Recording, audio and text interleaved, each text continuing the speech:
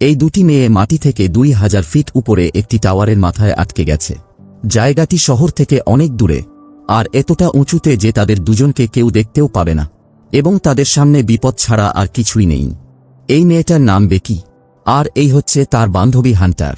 আসলে তারা এখানে অ্যাডভেঞ্চার করতে এসেছিল, কিন্তু এই টাওয়ারটা এতটা পুরনো যে টাওয়ারটিতে ওঠার সময় একটা জায়গা থেকে ছোট্ট একটি নাট খুলে পড়ে যায়, যেটা ওঠার সময় তারা খেয়াল করেনি। আর সেই কারণে যখন তারা নিচের দিকে নামতে যায়, ঠিক তখনই লোহার সিঁড়িটা ভেঙে যেতে শুরু করে। কিন্তু বেকির ভাগ্য খুবই ভালো ছিল, কারণ নামার সময় তারা একে অপরের সাথে দড়ি বেঁধে রেখেছিল। এই কারণে দুজনেই দুর্ঘটনা থেকে প্রাণে বেঁচে যায়। কিন্তু তারা এখন নিচে নামবে কিভাবে, এটাই হলো বড় সমস্যা। এই টাওয়ারের উচ্চতা এতটা বেশি যে যেখানে দুটো মোবাইলের টাওয়ার এক করলেও এটা সম্ভব হবে না। প্রথম তারা খুবই রিল্যাক্স থাকে, কারণ তারা ভাবে হয়তো তাদের বাঁচাতে কেউ না কেউ অবশ্যই আসবে। তারা টাওয়ারের উপরের একটা বাক্সে একটা প্লেয়ার গান আর একটা বাইনোকুলার খুঁজে পায়। সময় মতো এটা ব্যবহার করতে হবে। কিন্তু এইভাবে দেখতে দেখতে অনেকটা সময় পার হয়ে যায়, আর কেউই তাদের সাহায্য করতে আসে না। তারা যতক্ষণ নিচে ছিল ততক্ষণ তাদের ফোনে নেটওয়ার্ক ছিল, কিন্তু একটা উপরে এখন সেটাও নেই যে কাউকে বলতে পারবে। তারা অনেকের কাছে সাহায্যের জন্য মেসেজ পাঠায়, কিন্তু নেটওয়ার্ক না থাকায় একটা মেসেজ ও সেন্ড হচ্ছে না। প্রথমে তারা মোবাইলটি দড়ি দিয়ে নিচে ঝুলিয়ে ধরে, কিন্তু তাতেও কোনো কাজ হয় না। তখন হান্টারের মাথায় একটা আইডিয়া আসে। সে তার নিজের জুতা খুলে সে জুতার মধ্যে মোবাইলটা বেঁধে সেটা নিচে ফেলে দেয়। হয়তোবা মোবাইলটা নিচে পড়তে পড়তে মেসেজগুলো সেন্ড হয়ে যাবে। কিন্তু তারা বাইনোকুলার দিয়ে দেখে মোবাইলটা নিচে পড়ার সাথে সাথেই ভেঙে গেছে। এটা দেখে তারা আশাহত হয়ে পড়ে। কিন্তু সন্ধ্যার আগ মুহূর্তে হঠাৎ বাইনোকুলার দিয়ে হান্টার দুজন লোককে দেখতে পায়। তাদের দেখে আবার তাদের আশা ফিরে আসে, কিন্তু এত উপর থেকে সাহায্য তাদের কান পর্যন্ত পৌঁছাবে না। তাই তারা রাত হওয়ার অপেক্ষা করে। রাতের বেলা সে দুজন লোককে উদ্দেশ্য করে তারা ফেয়ার গ্যান ফায়ার করে, আর ভাগ্যক্রমে সেই লোকগুলো তাদের দেখতে পায়।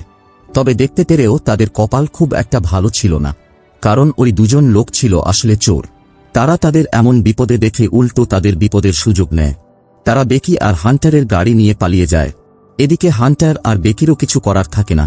এভাবে তারা এই টাওয়ারের অল্প একটু জায়গার মধ্যে 24 ঘন্টা কাটিয়ে ফেলে। এখন ক্ষুধা আর তৃষ্ণায় তারা আর টিকে থাকতে পারছে না।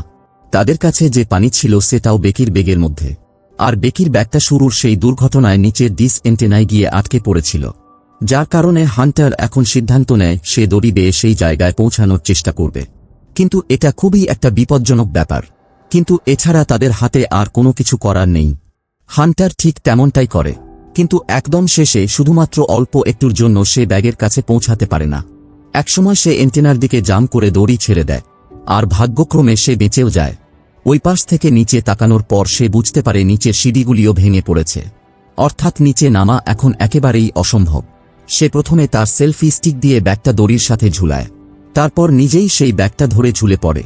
কিন্তু একদম শেষ মুহূর্তে একটা ছোট্ট ভুলের কারণে তার হাত ফসকে যায়। এটা দেখে উপরে বেকি একদম ভয় পেয়ে যায়। কিন্তু কপাল ভালো ছিল, শেষ মুহূর্তে হান্টার তার ব্যাগটা ধরে ফেলে। খুবই কষ্টে বেকি তাকে উপরে টেনে তুলে নিয়ে আসে। তারা সেই ব্যাগের মধ্যে থাকা একটি ড্রোনের সাহায্যের নোট লিখে শহরের দিকে পাঠিয়ে দেয়, কিন্তু মাঝপথে ড্রোনের ব্যাটারি শেষ হয়ে যাওয়াতে সেটাকে আবারও ফিরিয়ে নিয়ে আসতে হয়। এইভাবে আরও একটা দিন পার হয়ে যায়। পরের দিন বেকি টাওয়ারের একদম মাথায় উঠে গেছে, কারণ টাওয়ারের একদম মাথায় ছোট্ট একটা লাইট জ্বলছিল।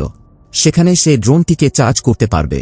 খুবই কষ্টে সে ড্রোনটি অর্ধেকটা চার্জ করতে পারলেও একটা সময় বাজ পাখি তার উপর আক্রমণ করে। এতে তার ব্যাগটা নিচে পড়ে যায়, কিন্তু হান্টার ব্যাগটিকে ধরার চেষ্টাও করল না, যার কারণে বেকি নিচে নেমে তার উপর রাগারাগি করতে থাকে। কিন্তু একটা সময় সে বুঝতে পারে যে আসলে সে যার সাথে রাগারাগি করছে সেটা সম্পূর্ণই তার কল্পনা। এতক্ষণ বেকি যেই হান্টারকে দেখছিল সেটা পুরোটাই তার কল্পনা ছিল। সে তো ব্যাগ আনতে যাওয়ার সময় দুর্ঘটনাতে নিচে ডিস এন্টেনার উপর পড়ে গিয়ে মারা গেছে। নিচে তাকিয়ে সে তার বডিটিও দেখতে পায়। এতে বেকি আরও দুর্বল হয়ে পড়ে। তার মাথায় বারবার তার বাবার কথা মনে পড়তে থাকে। নিজের মোবাইলটা বের করে সে তার বাবার কাছে একটা মেসেজ পাঠায়, কিন্তু নেটওয়ার্ক না থাকায় সেই মেসেজ আর সেন্ড হয় না। এবার তাকে কিছু একটা করতেই হবে। বেকি এই অবস্থাতেই বিপজ্জনকভাবে ভাঙ্গা টাওয়ারের একদম শেষ প্রান্তে দড়ি বাঁধে, যার সাহায্যে সে নিচে হান্টারের লাশ পর্যন্ত পৌঁছে যায়। নিজের বান্ধবীকে এই অবস্থায় দেখে সে নিজেকে সামলাতে পারছে না। বড় বড় শকুন হান্টারের ডেড বডি থেকে মাংস ছিঁড়ে ছিঁড়ে খেয়েছে।